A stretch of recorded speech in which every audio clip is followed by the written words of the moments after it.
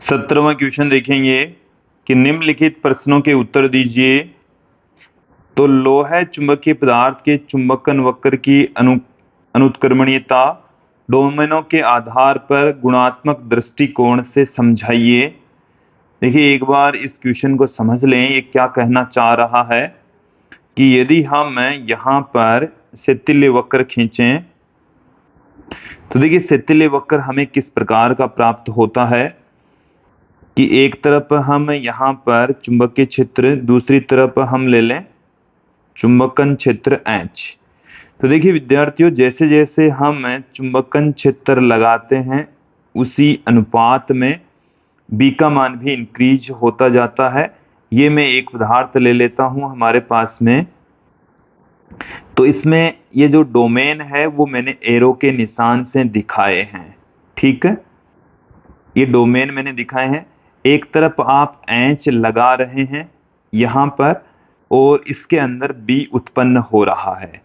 तो देखिए यहां से O से A तक की ओर बढ़ते हैं तो डोमेन संरेखित होते हैं। H आप बढ़ा रहे हैं तो उसी अनुपात में B भी बढ़ रहा है, फिर H बढ़ा रहे हैं तो उसी अनुपात में B भी बढ़ रहा है, डोमेन संरेखित हो रहे हैं। और एक स्थिति ऐसी आती है कि उस पर चुंबकीय क्षेत्र संतृप्त हो जाता है, उसको हमने बिंदु B से दिखाया है, चुंबकीय संतृप्त अवस्था इसे हम कहते हैं। अब यदि हम H का मान कम करें तो यहां पर आप ध्यान देंगे, H का मान कम करेंगे तो B का मान थोड़ा धीमे कम होगा, उस अनुपात में कम नहीं होगा जिस अनुपात में बढ़ा था। ठीक है, तो इस तरीके से कम होता जाता है। आप H का मान कम करते करते कम कर देंगे, 0 कर देंगे, लेकिन B का मान अभी भी इसमें कुछ शेष रह जाता है, कुछ चुंबकीय क्षेत्र इसके अंदर बच जाता है। जैसे कि मैंने यहां पर दिखाया, H तो क्या हो गया, 0 हो गया, बट चुंबकीय क्षेत्र अब भी इसके अंदर शेष रह गया। ठीक है, तो जो बचा हुआ चुंबकीय क्षेत्र है उसको हम अवशेष चुंबकत्व कहते हैं, जिसको हमने OC से दिखाया है। ये अवशेष चुंबकत्व कहलाता है, अवशेष चुंबकत्व। ओके, और जो बिंदु B था वो था चुंबकीय संतृप्ति या चुंबकीय संतृप्त अवस्था।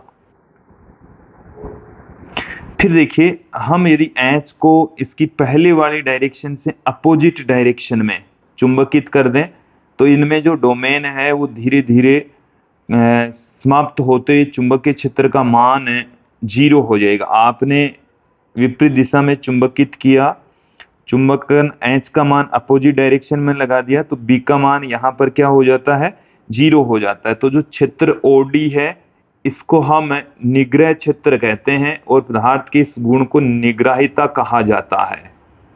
ओके, तो ऋणात्मक चुंबकन क्षेत्र का वह मान जिस पर चुंबकीय क्षेत्र का मान क्या हो जाए, B का मान क्या हो जाए, 0, तो उसको हम निग्रह क्षेत्र, पदार्थ के इस गुण को चुंबकन क्षेत्र कहते हैं। अब आप H का मान ऋणात्मक दिशा में और बढ़ाएं तो देखिए B का मान भी ऋणात्मक दिशा में इंक्रीज होने लगता है, ऋणात्मक दिशा के अंदर बढ़ेगा और ऋणात्मक दिशा में बढ़कर फिर से हमें एक संतुलन की स्थिति प्राप्त होगी, जिसको हमने E से दिखाया है। फिर से हमें संतृप्त अवस्था प्राप्त होगी। तो E और B चुंबकीय संतृप्त अवस्थाएं कहलाती है। अब हम क्या करेंगे, यहां से H का मान देखो, H का मान आपने जैसे जैसे बढ़ाया B का मान अपोजिट डायरेक्शन में बढ़ने लग गया, तो इस डायरेक्शन में ये चुंबकित होने लग गया है, B का मान भी इंक्रीज होने लग गया है। ये डोमेन मैंने तीर के निशान से इस पदार्थ के अंदर दिखाए हैं। फिर से चुंबकीय संतृप्त अवस्था आ जाती है। अब ऋणात्मक दिशा में H का मान कम करते जाएंगे लेकिन B का मान उस हिसाब से कम नहीं होगा। H का मान आपने कम करते करते 0 कर दिया, कम करते करते कितना कर दिया, 0 कर दिया, बट चुंबकीय क्षेत्र अब भी 0 नहीं है। तो यहाँ पर जो चुंबकीय क्षेत्र है वो शेष रह जाता है, OF से दिखाया है, इसको अवशेष चुंबकत्व कहते हैं और पदार्थ के इस गुण को हम धारणशीलता कहते हैं। अब क्या करें, यदि हम वापस पुनः चुंबकन क्षेत्र को शुरुआत वाली डायरेक्शन में लगाना स्टार्ट कर दें तो b का मान कम होते होते यहाँ पर जो डोमेन है वो अस्त व्यस्त हो जाएंगे। चुंबकन क्षेत्र है वो धनात्मक होगा, लेकिन चुंबकीय क्षेत्र की तीव्रता शून्य हो जाएगी। और फिर से हमें यदि हम H का मान और बढ़ाएं तो B का मान एकदम से बढ़ेगा, फिर से हमें चुंबकीय संतृप्त अवस्था प्राप्त होगी। तो देखिए ये जो वक्र है वो कभी भी अपनी पूर्व अवस्था में OAB में नहीं लौटेगा, OAB में नहीं लौटता है। एक बार यदि उससे गुजर गया है तो उस अवस्था में नहीं लौटता है। तो इसी को ही हम कह रहे हैं अनुत्क्रमणीय। ये जो ग्राफ है अनुत्क्रमणीय है। इसका मतलब है कि वापस वो अपनी पूर्व अवस्था में नहीं लौटता है। ठीक है, तो ये मैंने डोमेन के आधार पर समझा दिया है। डोमेन H का मान शून्य कर देने पर भी डोमेन अस्त व्यस्त नहीं होते, पदार्थ में कुछ चुंबकीय क्षेत्र शेष रह जाता है, जिसके कारण से ये वक्र है वो अनुत्क्रमणीय वक्र होता है। क्लियर। फिर देखिए इसके बी पार्ट में हमें क्या कहा गया है। बी पार्ट की ओर लौटते हैं कि नरम लोहे के एक टुकड़े के शिथिल लूप का क्षेत्रफल कार्बन स्टील के टुकड़े के लूप के क्षेत्रफल से कम होता है। यदि पदार्थ को बार बार चुंबकन क्षेत्र से गुजारा जाए तो कौन सा टुकड़ा अधिक उष्मा का क्षय करेगा। तो देखिए यहां पर कार्बन स्टील का जो टुकड़ा है, कार्बन स्टील का टुकड़ा है वो ज्यादा उष्मा का क्षय करेगा। देखिए बी पार्ट का आंसर क्या है वो भी देख लीजिए। बी पार्ट का आंसर है, एक तो नरम लोहे का है, दूसरा है कार्बन स्टील का टुकड़ा। कार्बन स्टील का टुकड़ा है उसका शिथिल लूप का जो क्षेत्रफल है वो अधिक होगा। और हम ये जानते हैं कि जिसका क्षेत्रफल अधिक होता है उसमें गर्म होने की पॉसिबिलिटी ज्यादा रहेगी, वो गर्म भी ज्यादा होगा। तो यहाँ पर कार्बन स्टील के टुकड़े के लिए शिथिल वक्र का क्षेत्रफल अधिक होगा, वो गर्म भी ज्यादा होगा। सी पार्ट की ओर बढ़ते हैं कि लोहे चुंबक जैसा शिथिल लूप प्रदर्शित करने वाली कोई प्रणाली स्मृति संग्रहण की युक्ति है, इस कथन की व्याख्या कीजिए। देखिए यहां पर इसको आप समझ लें कि बार बार चुंबकन से, देखिए लोहा चुंबकीय पदार्थ का चुंबकन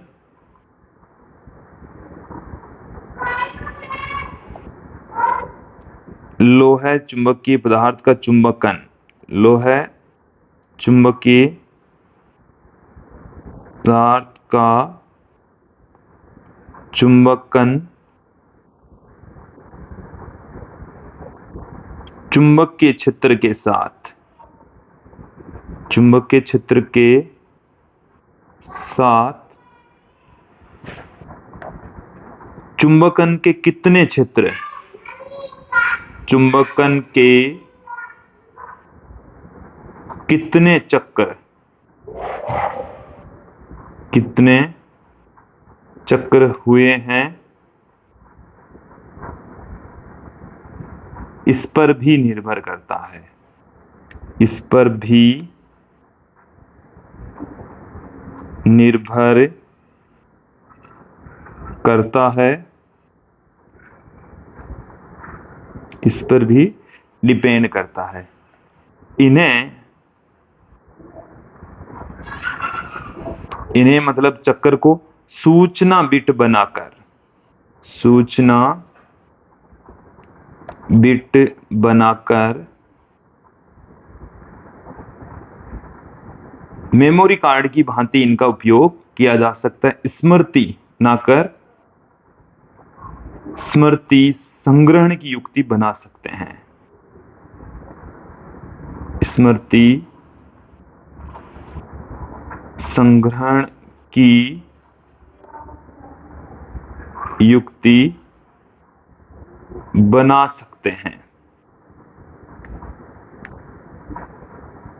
बनाई जा सकती है। अब आप यहाँ पर देखें इसके डी पार्ट में, कैसेट के चुंबकीय फीतों पर परत चढ़ाने के लिए या आधुनिक कंप्यूटर में स्मृति संग्रहण के लिए किस तरह के लोह चुंबकीय पदार्थों का इस्तेमाल होता है। तो देखिए सिरेमिक जो पदार्थ हैं उनका नाम है सिरेमिक। इन पदार्थों को हम फेराइड्स भी कहते हैं। इनका दूसरा नाम क्या है? फेराइड्स।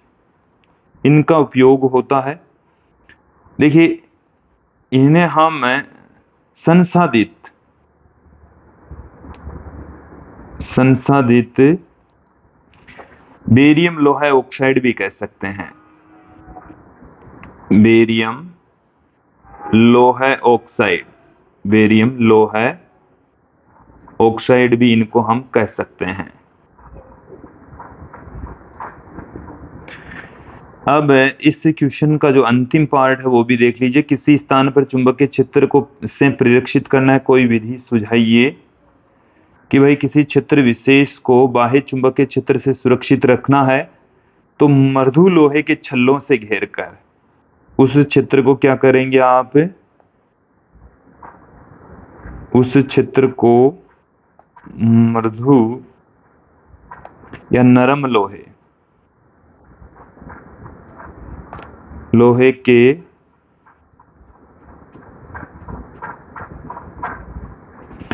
छल्लों से घेरकर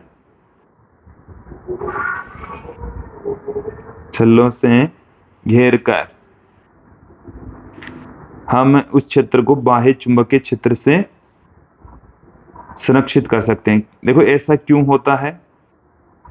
क्योंकि चुंबकीय